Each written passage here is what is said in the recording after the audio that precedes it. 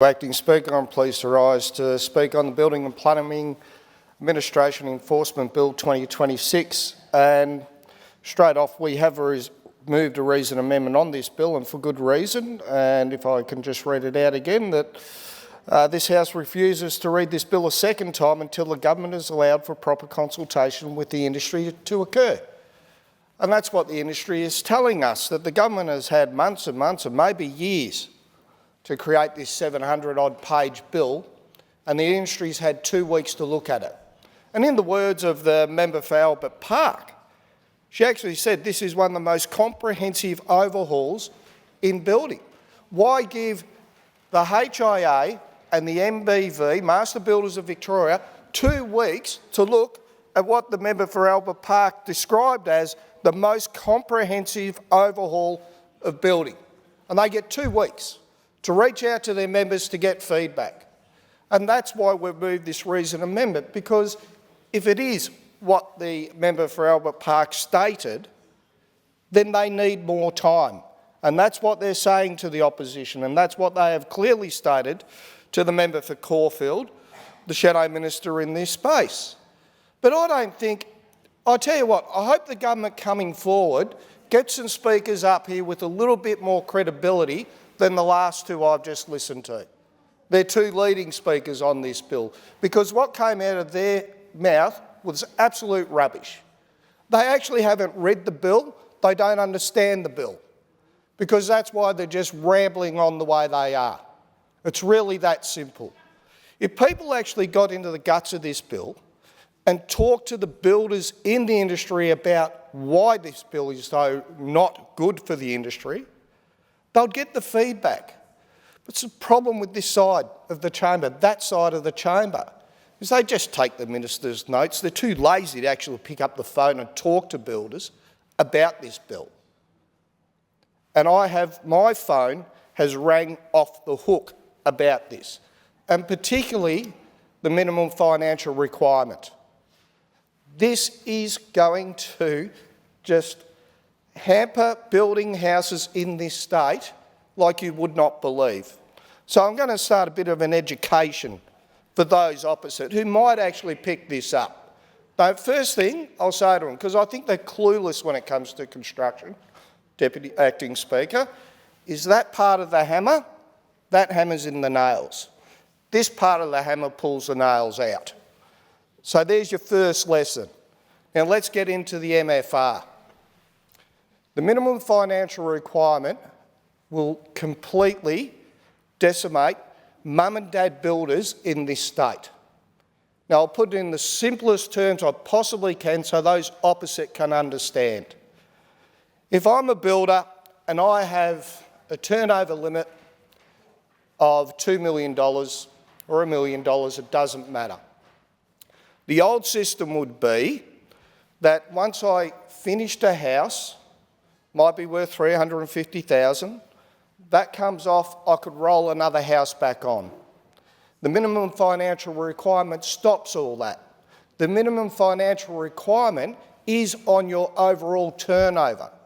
So, Acting Speaker, if I build a house for you, for example, at $500,000, and then you decided you want all the bells and whistles in your kitchen and in your bathrooms and everything else, and you raise a variation with me as the builder for another $200,000 of work, right? Another $200,000. That goes to your overall cap. Now, variation should be excluded. It's overall revenue.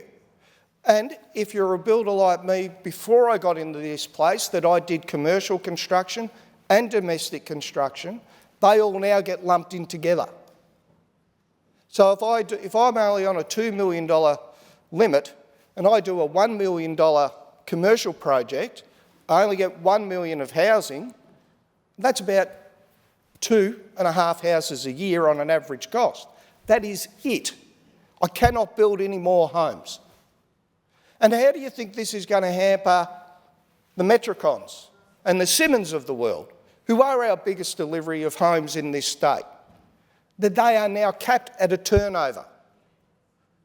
They cannot roll one house off and bring another house on. And if you're trying to reach a target of 80,000 homes a year, you just put it in the toilet by introducing this bill.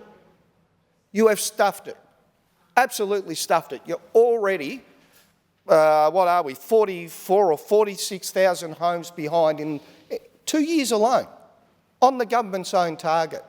This bill's going to drive those targets right down into the sewer, because the way this is going to affect the building industry is absolutely ridiculous. I don't think the government has any idea of what this will do to the mum and dad builders in the state.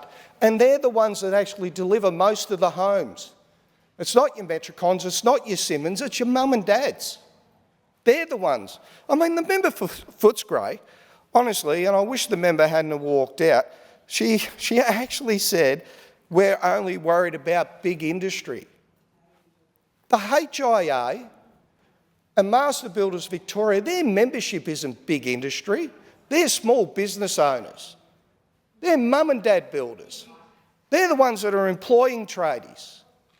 What an absolutely clueless comment to make, that's where this is targeted at. That's why we've brought in this reason amendment. We brought in the reason amendment because of the two biggest building sector agencies in Victoria, being the Housing Industry Association and the Master Builders of Victoria, that represent the mum and dad builders in this state, said they need more time. But again, the government is too arrogant to listen to them. The government is too stupid to take their advice. I've said this before in this chamber. The government keeps ignoring the advice of the building industry, and they are warning them time and time again, if you keep going down this line, you will not get homes built. They said it on the last bill, they're saying it on this bill, but the government's even too arrogant to give them more time to look at the bill, to give them the feedback to make it better. 2 weeks to look at that many pages is ridiculous, after the government's had months or years to develop the bill. It's absolutely ridiculous, and it is a massive slap to the industry again. A massive slap that the government's just too arrogant to even consider their request for an extension to look at the bill in proper detail. And it's obviously those on that side haven't looked at the bill in proper detail, or the first two speakers haven't, because what they've said in the first two contributions is absolute rubbish. I mean, the member for Footscray got up and talked about a dodgy builder, and yes, there's dodgy builders in the industry, about the waterproofing not being correct. Since I've been in this place, I've been begging the government to bring in waterproof inspections. Still hasn't happened. I've always said, stop the problem at the front end, not the back end. Waterproof inspections, if you're going to raise a certificate for something, it should be inspected. That's a no-brainer. It's called common sense, which didn't take me long to find out that severely lacks in this place. Severely lacks. Common sense would be to have waterproofing inspections. They are the biggest defects in the industry, is water leaks. So why don't we inspect it? Why? Simple question. The builders are up for it. I actually know a builder now in the member for Berwick's area, I believe, SJD Homes, that are already doing their own waterproofing inspections because they recognise that that is the biggest liability on a house. But then we've also, not to whack the building industry enough, we've taken minor defects from 2 years to 10 years, which is absolutely stupid. When you've got paint that's only guaranteed for 7 years and someone can say after 9 years, my paint has faded, you fix it, that is a stupid, stupid thing to do. This government, all this government is doing is wrecking the construction industry in this state.